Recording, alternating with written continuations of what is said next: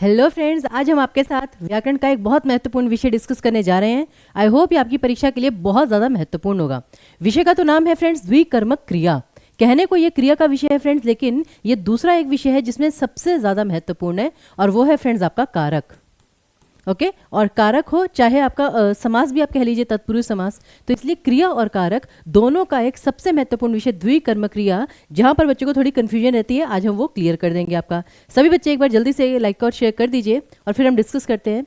तो द्विकर्मक नाम से ही स्पष्ट है फ्रेंड्स, क्या है? द्वि और कर्म, यानी कि जहां पर दो कर्म हो। ओके सबसे पहली बात तो यही है। और इससे पहले खैर द्विकर्मक क्रिया अगर आपको समझनी है तो उसमें सबसे इंपॉर्टेंट ये है कि आपको अकर्मक और सकर्मक का कंसेप्ट पता हो कि अकर्मक क्रिया क्या होती है और सकर्मक क्रिया क्या। अकर्मक यानी जहां पे कर्म नहीं है, और सकर्मक जहां पे कर्म है, सकर्म। और सबसे मेन मुद्दा है कि ये कर्म क्या है।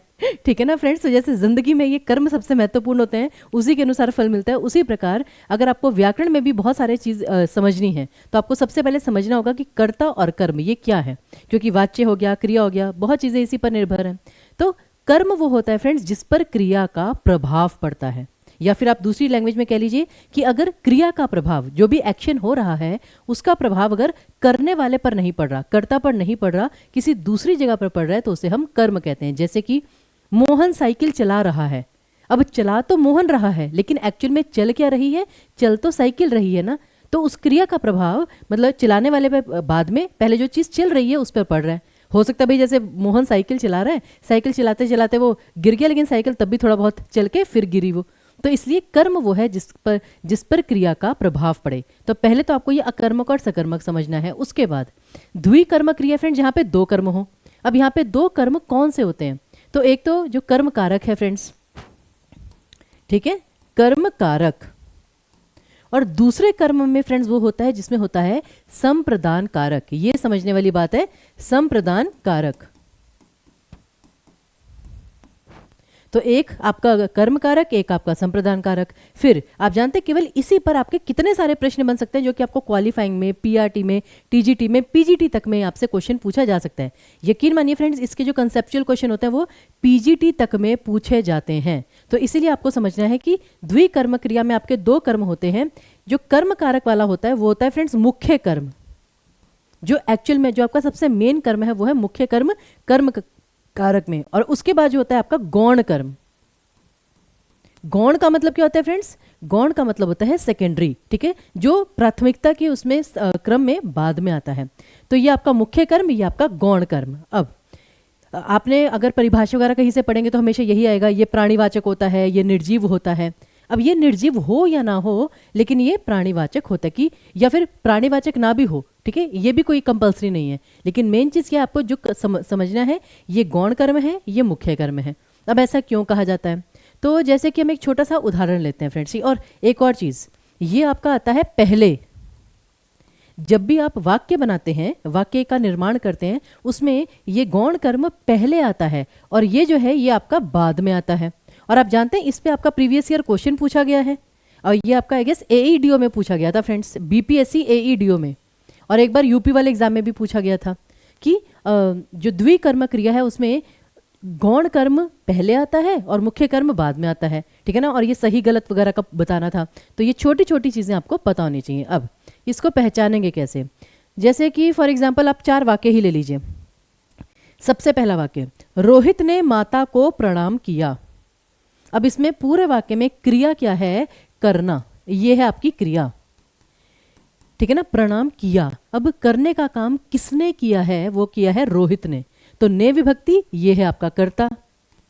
तो वाक्य में आपको एक एक शब्द की पहचान होनी चाहिए कि उसका रोल क्या है। अब क्रिया हो गई, आपका कर्ता हो गया। उसके बाद अब रोहित ने क्या किया? रोहित ने माता को प्रणाम किया, रोहित ने सभी को प्रणाम किया, रोहित ने सूर्य को प्रणाम किया। तो यहाँ पे प्रणाम, ये है आपका मुख्य कर्म, जहां पे है आपका कर्म कारक। अब उसने प्रणाम किसको किया? तो फ्रेंड्स एक इसकी परिभाषा ये भी है कि जिसके लिए कुछ किया जाए या जिसको कुछ दिया जाए। किसी के लिए कुछ करना या किसी को कुछ देना, ये दो चीजें होती हैं जहां पर आता है आपका संप्रदान कारक या फिर द्विकर्मक क्रिया। तो माता को प्रणाम किया यानी माता के लिए प्रणाम किया, तो ये है आपका संप्रदान कारक। संप्रदान कारक, जो कि आएगा आपका गौण कर्म। तो याद रखिए, पेपर में आपसे छोटा सा क्वेश्चन भी पूछा जा सकता है कि ये वाक्य है, इसमें गौण कर्म कौन सा है या इसमें संप्रदान कारक कौन सा है। कारक आप फिर भी पहचान लें, लेकिन कभी कभी आप मुख्य और गौण कर्म नहीं पहचान पाते। उसी प्रकार रोहन पौधों को पानी दे रहा है। अब क्रिया क्या है? दे रहा है। देने का काम कौन कर रहा है? रोहन, तो वो करता है। अब रोहन क्या दे रहा है? रोहन पानी दे रहा है, ठीक है, पानी, ये आपका मुख्य कर्म है।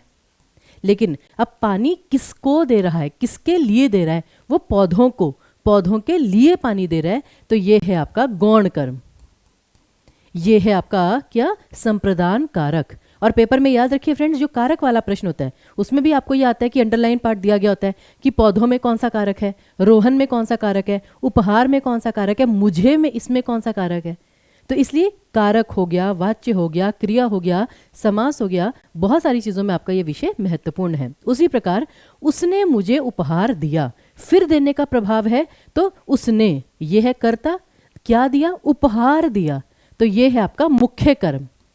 और आप देखिए प्रणाम, पानी, ये सारी वही निर्जीव चीज़ें हैं। और जैसे कि माता, पौधे, मुझे, अब इसे आप प्राणीवाचक नहीं सजीव कह सकते हैं, सजीव, कि जैसे पौधे। फिर उसने मुझे उपहार दिया, तो मुझे, उसने मेरे लिए, मुझको उपहार दिया, तो ये है आपका संप्रदान कारक गौण कर्म। तो इसलिए एक गौण कर्म, एक मुख्य कर्म, ये होती है आपकी द्विकर्मक क्रिया। और उसी प्रकार नर्स रोगी को दवा पिलाती है। अब यहाँ पे देने का काम नहीं, लेकिन अगर आप किसी के लिए कुछ कर रहे हैं तो वो भी तो द्विकर्म क्रिया ही हुई। जैसे कि पिलाने का काम कौन कर रहा है? नर्स, तो नर्स है कर्ता। अब नर्स क्या पिला रही है? दवा, तो दवा है आपका मुख्य कर्म। और नर्स दवा किसको पिला रही है, किसके लिए? तो ये काम जो है वो रोगी के लिए किया जा रहा है, तो रोगी में है आपका गौण कर्म यानी कि संप्रदान कारक। तो एक बार फ्रेंड्स मेरी आपसे रिक्वेस्ट है कि वाच्य, क्रिया, इन सब के लिए आप एक बार इन 4 उदाहरणों को देखिएगा, इस छोटे से वीडियो को, ठीक है ना, बहुत ही ज़रा सा है, इसको ज़रूर अच्छे से देखिएगा। और मेरी आपसे रिक्वेस्ट है कि कमेंट बॉक्स में आपके माइंड में कोई भी अगर छोटा सा द्विकर्म क्रिया का वाक्य आता है तो लिख के जाइए, और प्रॉपर किसमें गौण कर्म ये है और मुख्य कर्म ये है, तभी आपको ये सबसे महत्वपूर्ण विषय समझ में आएगा। बहुत बहुत धन्यवाद। अगर वीडियो पसंद आए लाइक और शेयर कीजिएगा, साथ ही साथ टीचिंग परीक्षा के यूट्यूब चैनल को सब्सक्राइब अवश्य कीजिए, क्योंकि ऐसी ही महत्वपूर्ण बातें हम आपके लिए आगे भी लाते रहेंगे।